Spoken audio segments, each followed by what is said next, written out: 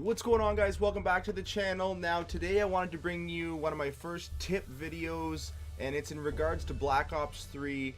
I was talking to my buddy the other day who just got a Scuf controller in the recent month, and I myself haven't been able to afford a Scuf controller, but have managed to find a way to kind of mimic it. I was never good at the claw. Some of the best COD players in the world are using claw, like Optic Scumpy and these other players.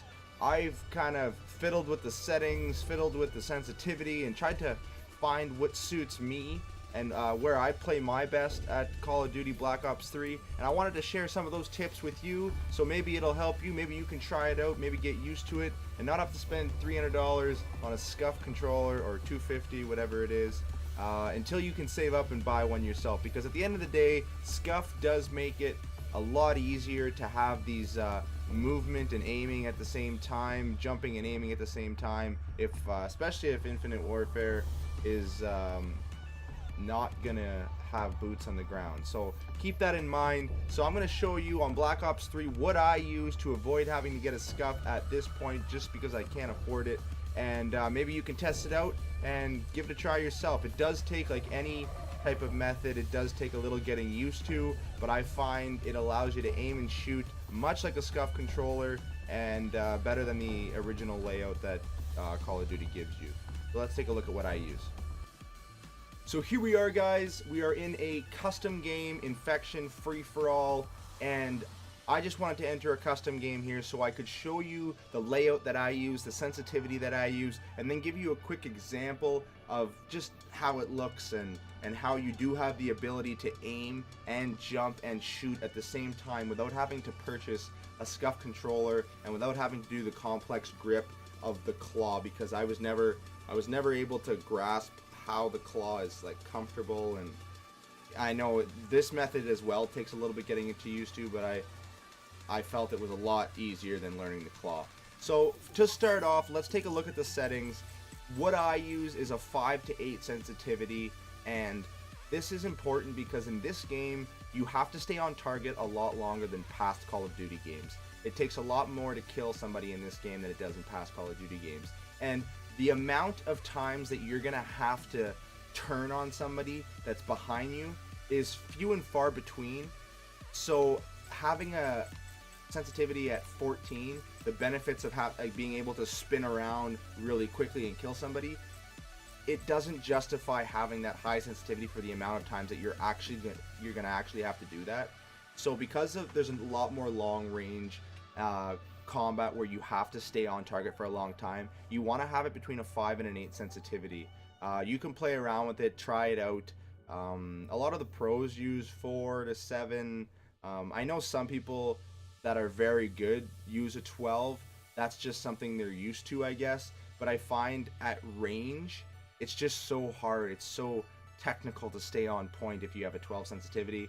And for the amount of times that you have to do a 360 and kill somebody behind you, or sorry, a 180 and kill somebody behind you, I just found it's not worth the loss.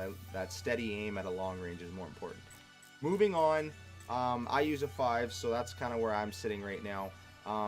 Controller vibration, another trick that I didn't figure out until like a little bit into my Call of Duty gameplay. Disable your controller vibration.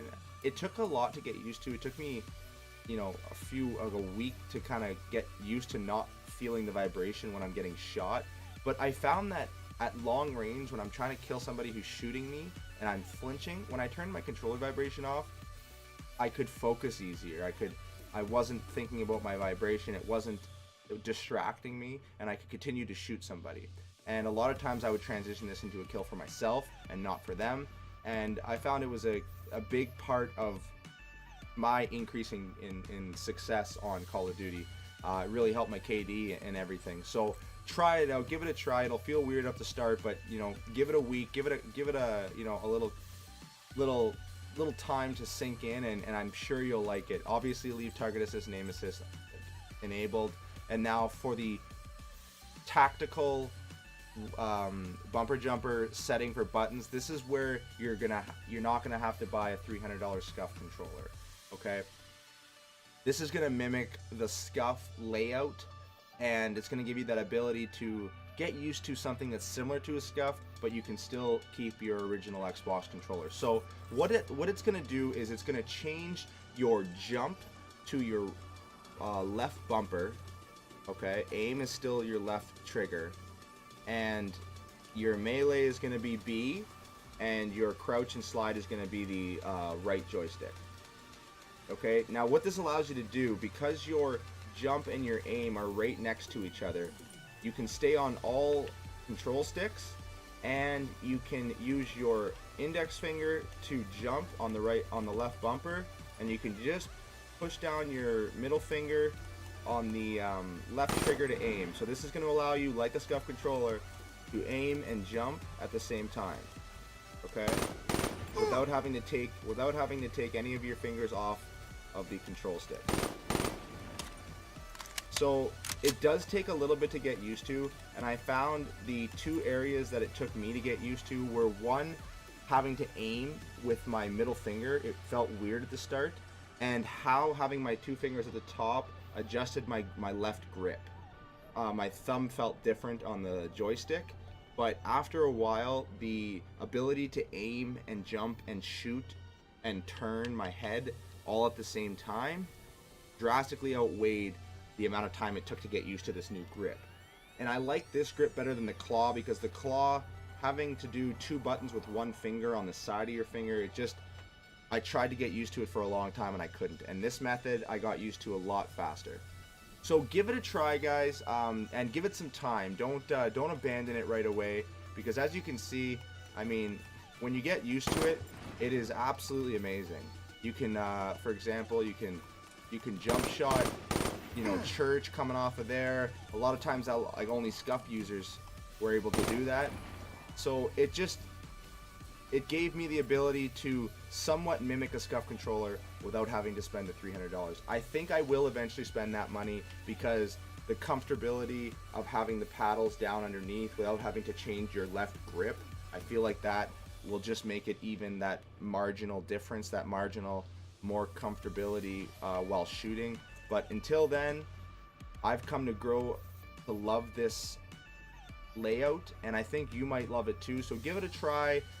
Adjust your settings the way I have them. Use a 5 to an 8 sensitivity, unless you absolutely love the high sensitivity and you've just gotten amazing at doing long range gun battles with that sensitivity, because I feel like the only time you're going to benefit from a high sensitivity is if you're confident you can win long range gun battles with it. Otherwise, bump it down to a 5 to an 8 and you should see an improvement in your gameplay. I hope you guys enjoyed the video. Punch that like button if you learned something, if you benefited from it, and leave a comment below. Maybe, you know, let me know what you guys use as a layout. I might try it, you know. I might improve my game from something you guys input down below. So if it helps you, punch the like button, and always stay tuned for the next video. We're going to be releasing another myth exposure where, you know what, I think we're going to try to go for 25 kills in a free-for-all match, or sorry, team deathmatch with only lethal grenades. I don't know. Can it be done? We'll find out. So as always, guys, stay on the bean. You do you. Live life your way. And until next time, cheers, you beauties.